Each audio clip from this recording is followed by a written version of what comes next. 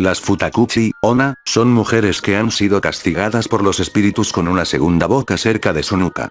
Boca que normalmente queda oculta bajo sus cabellos, pero que les murmura, y las obliga a traer la comida. La Futakuchi, Onna, pertenece a la familia de los yokai, un tipo de monstruo mitológico, y tiene el aspecto de una mujer que, por debajo de sus cabellos, y algo más arriba de la nuca, tiene una segunda boca completamente funcional, con labios, dientes, y lengua.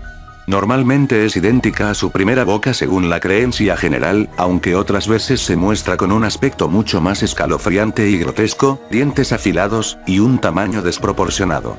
Esta segunda boca tiene vida propia, pues al parecer está animada por un espíritu vengativo, que la impulsa a atormentar a su dueña, gritando o chillando si ésta no la alimenta directamente. O se acerca a los alimentos, y no le ofrece, ya que el poder de esta maldita boca secundaria le da la facultad de manipular los cabellos de la mujer para usarlos como tentáculos que usa hábilmente para proporcionarse comida. Según la leyenda, la boca está allí como una forma de castigo a la mujer que lo sufre, normalmente por no comer suficiente, o comportarse de forma egoísta con la comida. Al igual que otros seres mitológicos de aspecto humano, la Futakuchi, Onna, suele pasar desapercibida por aquellos con quienes convive, y por lo general, es descubierta después de que una, o más personas se percatan de que los alimentos están desapareciendo misteriosamente en proporciones alarmantes, ya que la segunda boca de la Futakuchi, Onna, come el doble de lo que come su anfitriona, la mujer en la cual está, a modo de condena. Como ya se dio a entender, y es esto lo que resulta más aterrador en la leyenda, la segunda boca de la Futakuchi, Onna, tiene conciencia propia, y piensa, o para ser más precisos, piensa el espíritu rencoroso y castigador que la controla. Por esto, esta boca viviente no solo puede gritar, chillar, y manipular los cabellos de la mujer, sino que además es capaz de obligarla a cometer casi cualquier tipo de acción, incluso un crimen, y la torturará psicológicamente si se niega, murmurando constantemente, y avivando el sentimiento de culpa en la mujer, achacándole la falta moral que la llevó a tener una segunda boca, y convertirse en un monstruo.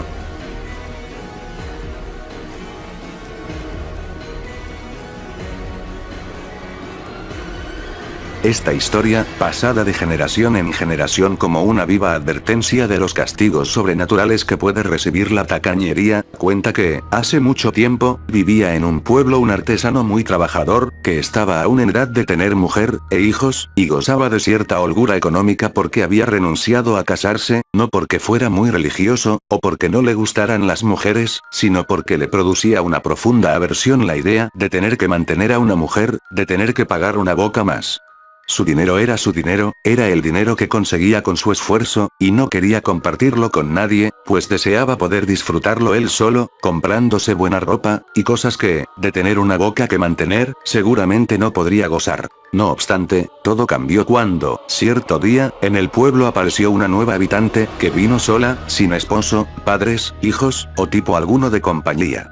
Esta mujer tenía la piel tersa, blanca como la nieve, los cabellos largos y sedosos, y el rostro inundado por una belleza digna de ser retratada por la mano de un hábil pintor.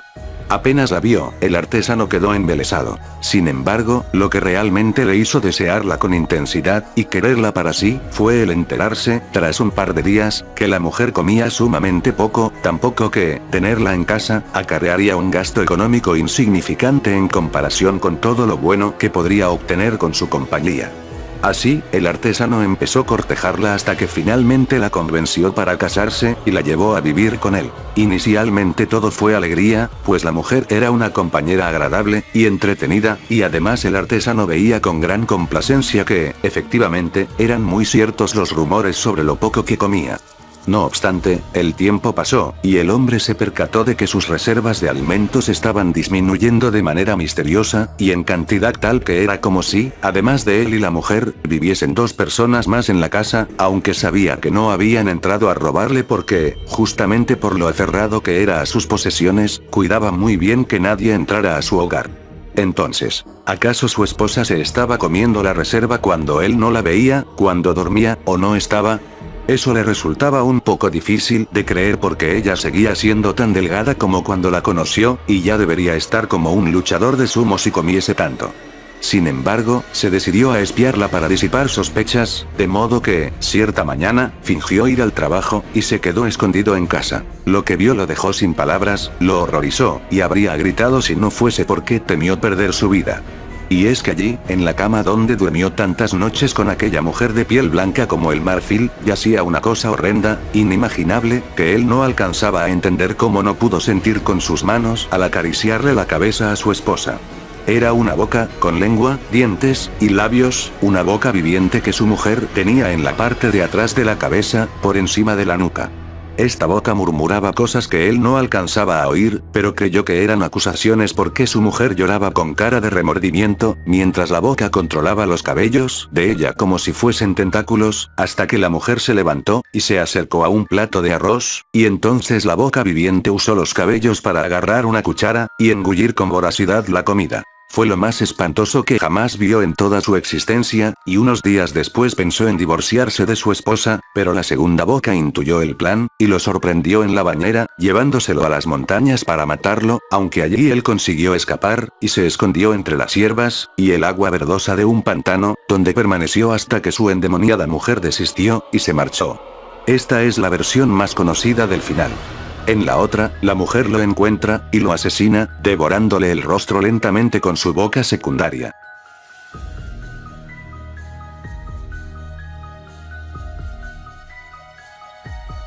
Existen 4 versiones sobre la procedencia de la segunda boca que caracteriza a estos monstruos, cada una podría considerarse una leyenda independiente aunque todas tienen puntos en común. La primera, habla de la mujer que no come. En la actualidad se le llama anorexia, pero siempre hubo mujeres que se privaban de comer pudiendo hacerlo para mantener la línea. Así, cuando enfermaban gravemente, a veces eran castigadas por las fuerzas que gobiernan el mundo sobrenatural, y el castigo era la aparición de una boca viviente que las obligaba a comer.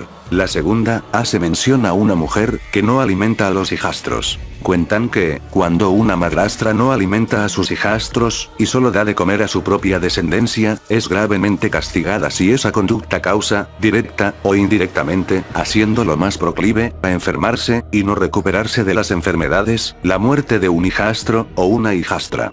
Entonces le cae una terrible maldición, en la que el espíritu del difunto hijastro, o hijastra entra en ella, en su cabeza, donde la atormenta murmurando cosas, y haciéndole crecer una segunda boca que comerá mucho más de lo que le fue negado en vida.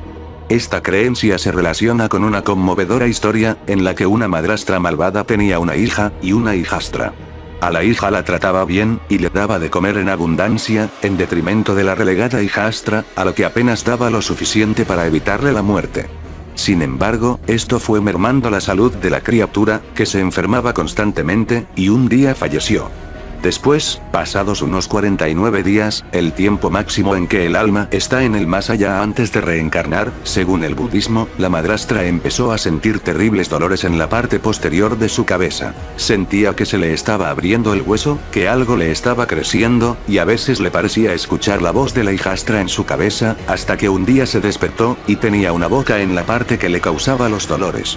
Esta boca hablaba con la voz de la hijastra, pues estaba animada por su espíritu que, sediento de venganza, le exigía los alimentos que en vida no le dio, pero en mucha mayor cantidad. La tercera se refiere a la madre egoísta. Parecida a la versión anterior, una creencia dice que la maldición de la boca viviente también cae sobre todas las madres que, bien por tacañería, por glotonería, o ambas cosas, se alimentan bien solo ellas y a sus hijos no dan casi nada de comer, haciendo que se enfermen, y mueran. A ellas, les viene la condena de que, el espíritu del hijo difunto, les atormentará bajo la forma de una boca viviente en la parte posterior de la cabeza. Y la cuarta, es la de la esposa del leñador. Esta versión no se generaliza, y se relaciona con una historia particular, en la que un leñador estaba un día cortando un árbol, cuando de pronto su esposa se acercó, y él, sin querer, le dio un hachazo un poco por arriba de la nuca. Esto no mató a la mujer, pero la herida nunca sanó, y una boca viviente creció en su lugar.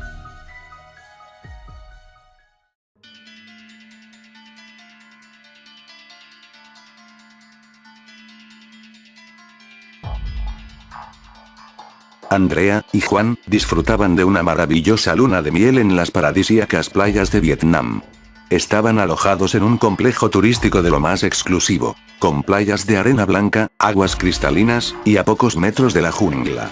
Era uno de los pocos lujos que se habían podido permitir al celebrar su boda, pues en estos tiempos de crisis, más que nunca, había que tratar de ahorrar, o los gastos de la boda se podían disparar. Pero los padres de ella habían insistido, y asumido más de la mitad del precio del viaje, por lo que Juan y Andrea se aventuraron a cumplir su sueño de viajar a Asia, y disfrutar de las que serían las mejores vacaciones de su vida. Los días transcurrían a toda velocidad, como suele suceder siempre que uno se divierte, y no podían haber imaginado un destino mejor. Vivían a cuerpo de rey sin tener que pagar nada. La persona que habían contratado con el pack de alojamiento les daba derecho a comer, beber, y entrar en todas las discotecas totalmente gratis. Era un sueño hecho realidad del que dentro de poco tendrían que despertar para volver a su monótona rutina de trabajo en la ciudad. Cuando quedaban solo 2 días para tener que regresar, se hicieron amigos de un guía local que les prometió llevarles a una cascada que pocos turistas llegaban a conocer.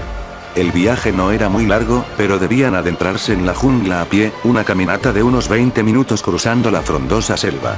A la mañana siguiente, salieron junto al guía que con un machete en la mano iba abriendo camino entre lianas, hojas del tamaño de un paraguas, y la vegetación más exótica y espectacular que los recién casados habían visto nunca. Pero no todo era idílico, los mosquitos eran realmente insistentes, e incluso con el cuerpo bañado en repelente siempre había alguno lo suficientemente voraz como para atreverse a picarles. El guía les ofreció un ungüento local que a todas luces fue mucho más efectivo que el repelente que habían comprado en la farmacia. Olía a rayos, pero ni un solo insecto les molestó desde que lo usaron. Al llegar a la cascada, Andrea y Juan se quedaron con la boca abierta por la belleza del lugar. Una pequeña laguna con el agua más limpia que habían visto era adornada por una caída de agua de unos 4 metros de altura. El canto de los pájaros, la selva rodeándoles en todas direcciones, y un cielo con el azul más intenso que podían imaginar, era lo más parecido al paraíso que habían conocido. El guía les dijo que regresaría en un par de horas, les aconsejó que no se alejaran del lugar, pues la selva podía ser muy peligrosa, y era muy fácil perderse.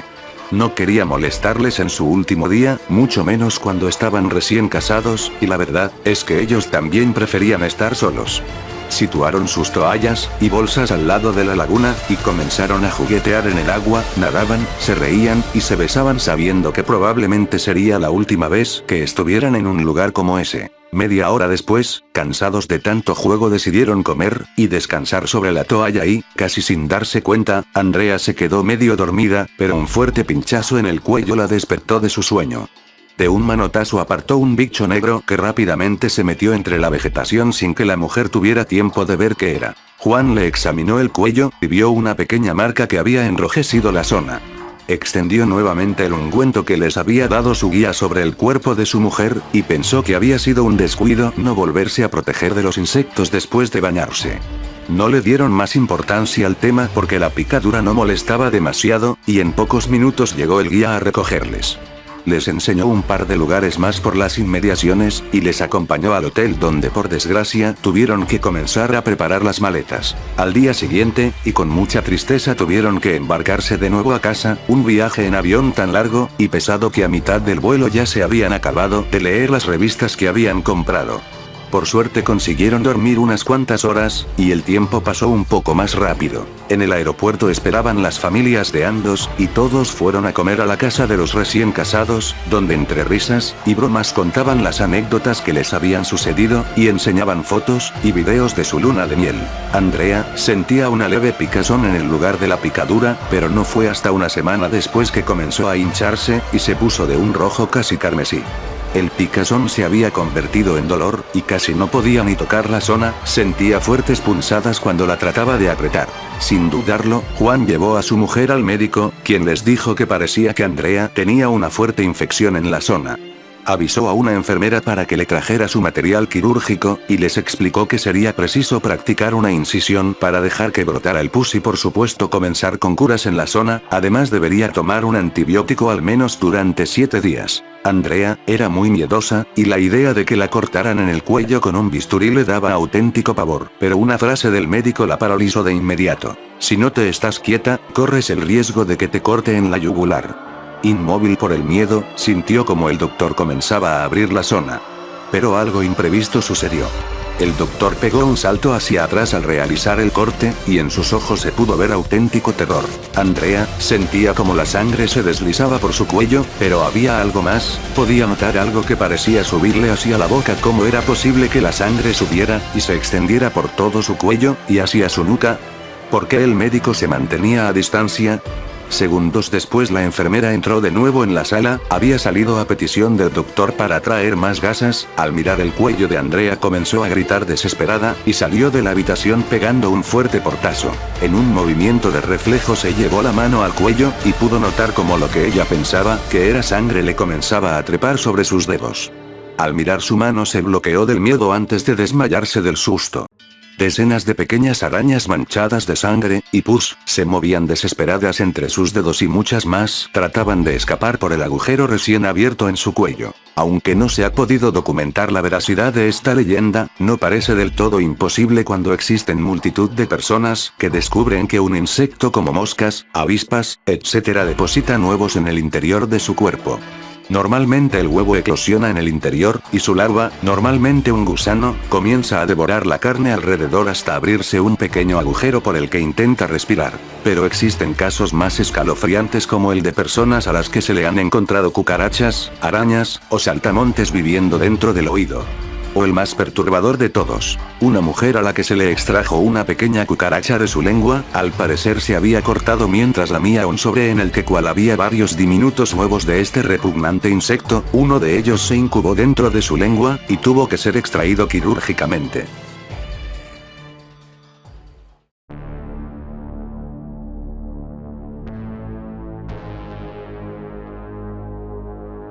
Un hombre casado conoce a una escultural mujer en un bar tras una reunión de negocios. Tras tomarse unas copas y comenzar a flirtear, deciden llevar su pasión a la habitación del hotel del señor. Pero allí descubrirá algo escalofriante. Existe un relato, una leyenda urbana quizás, o quizás sucedió en realidad. Esta es la historia. Juan era un hombre casado, con 2 hijos, el típico padre de familia. Un día tuvo que desplazarse a una convención de trabajo, lejos de su ciudad. En algunas ocasiones tenía que hacer acto de presencia en congresos y exposiciones para conseguir nuevos clientes. En esta ocasión, viajó junto a otros compañeros a una ciudad que desconocemos. Como sucede en estas convenciones, Juan acudió a la salida del congreso a una cena con los compañeros, y con algunos conocidos clientes. Después de la cena acudió a una sala de fiestas, a tomar la última copa. Estando en la barra vio aparecer una chica guapísima, de las chicas que no suelen verse muy a menudo. Todo el mundo quedó maravillado por su belleza, pues no solo tenía un rostro precioso, sino que su cuerpo era perfecto. Al parecer la chica venía sola, y parecía algo triste. Ella se acercó a la barra donde estaba Juan, y pidió una copa. Sus miradas se cruzaron, y una leve sonrisa dio pie a 4 palabras de cortesía. Juan no era de los típicos hombres que intentan seducir a las mujeres de forma descarada. Él simplemente quería conversar con esa preciosa mujer. Empezaron a hablar, a reír, se contaron sus vidas, y los vasos vacíos iban acomodándose en la mesa. Juan, seducido por tan maravillosa chica, le ofreció tomar una última copa en el bar del hotel donde estaba hospedado. Ella aceptó con una mirada de complicidad. Como era de esperar, Juan y la chica misteriosa pasaron la noche juntos. Cuenta el relato que se dejaron llevar por los instintos más carnales, sin pensar, sin tomar precauciones, puro instinto sexual. Al día siguiente, Juan abrió los ojos, y vio que la chica no se encontraba a su lado. Se levantó con los ojos entreabiertos, y un leve dolor de cabeza por los efectos del alcohol. Juan fue al baño para ver si la preciosa chica estaba en él. Fue entonces cuando Juan vio que en el espejo del baño había un texto escrito con lápiz labial. Juan cayó al suelo, pálido, con cara de terror, un grito de miedo surgió de todo su ser. ¿Pero qué texto había escrito en el espejo del baño? El texto decía: bienvenido al Club del SIDA. Existen otras versiones de desconocidos que contagian voluntariamente el SIDA a personas aleatorias. En otra versión aún más escalofriante, un loco aprovechando las multitudes y aglomeraciones de personas en discotecas, conciertos e incluso en transportes públicos, aprovecha la confusión para inyectar su sangre con una jeringuilla, un leve y rápido pinchazo que, salvo por un fugaz dolor y una marca roja en la zona, suele pasar desapercibido y olvidado a los pocos minutos. Solo en contadas ocasiones cuando la aguja se rompe al pinchar a la víctima, esta se da cuenta de que probablemente contraerá la mortal enfermedad, antes de que un médico se la diagnostique.